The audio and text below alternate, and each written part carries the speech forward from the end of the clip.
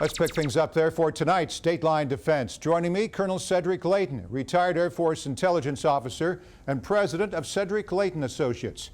All right, Cedric, reports show an increased Russian presence in Syria as Putin fears that the country's president could be overthrown. The move is alarming U.S. officials, including Secretary of State John Kerry. What are the Russians up to? Well, the Russians are basically going after what leverage they can gain, Morris. And so what they're looking at doing is exercising as much influence as possible with as much force as they possibly need. So that means that they're going to deploy forces. They've already sent about 1,000 people there. They've put a whole series of logistical efforts in place to include housing for those people. And it looks like they're putting in an air operations center, or the Russian equivalent of one of those. And what that will do is it will give them a bit of leverage over the air war at the very least, and possibly other forms of combat that may protect the Assad regime. Basically what Putin wants to do is he wants to protect the Assad regime as much as he possibly can. That gives him a lot more influence than if the Assad regime were to disappear from Syria at this point in time. You're right, and Russia has been Syria's biggest ally, but they haven't yet committed to fighting ISIS in the region. What are they waiting for? They're waiting for the Assad regime to become even stronger. They feel that with a stronger Assad regime, they will be better able to combat any increase in U.S. influence in the region and also an increase in Turkish influence in the region. Their main goal is to preserve Assad because that gives them more power, and it also allows them to help their ally Iran in that northern part of the Middle East. You know, you mentioned all these countries. The whole situation is making for some very strange bedfellows. How can the U.S. continue to fight ISIS, possibly alongside the Russians, while ignoring the fact that they're helping Assad?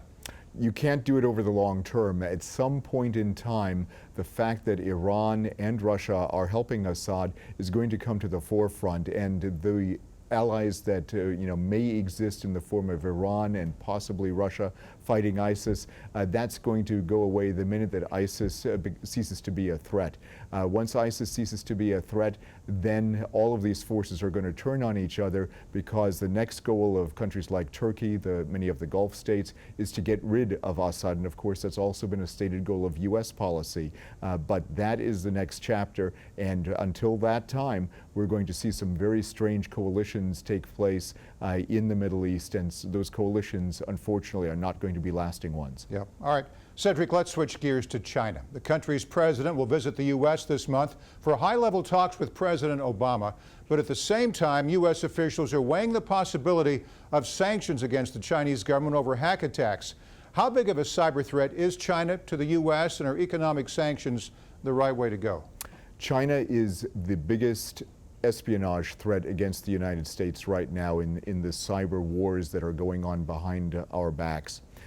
What that means is that China has a very robust, very thorough intelligence service that is basically designed to do data mining against U.S. targets.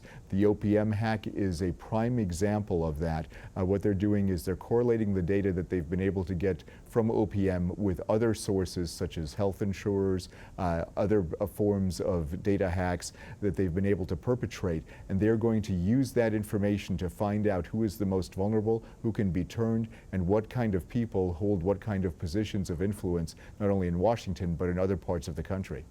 How likely do you think it will be for these sanctions to go through? I can't imagine we would embarrass China the same month as their state visit. And what does this mean for other international hackers like Russia? Well, I think that embarrassing China is usually not a good policy move, even without a state visit. But because President Jiang Zemin is going to be here in Washington, they're going to do some very careful behind-the-scenes work to try to limit Chinese embarrassment.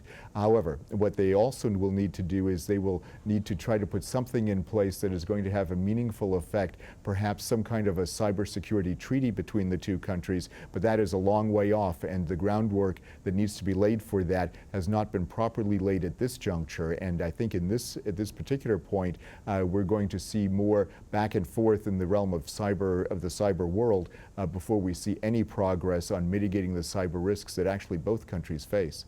It's the new normal, isn't it? Cyber scares, the war on the internet, it's here to stay. It sure is, and it's going to only get worse as we move into the Internet of Things, as more devices become connected to the rest of the world. It is going to be exceptionally important to secure those devices, and by the time we're done, about 50 billion devices are going to be tied to the Internet by the year 2020, and that's everything from your refrigerator to your car to the computers that we use today, and that is a huge, huge order to try to secure, and we're not doing a very good job of it right now. It's always good getting your insight. Retired Air Force Colonel Cedric Leighton, president of Cedric Leighton Associates. Thanks. You bet, Morris. It's my pleasure. Thank you so much.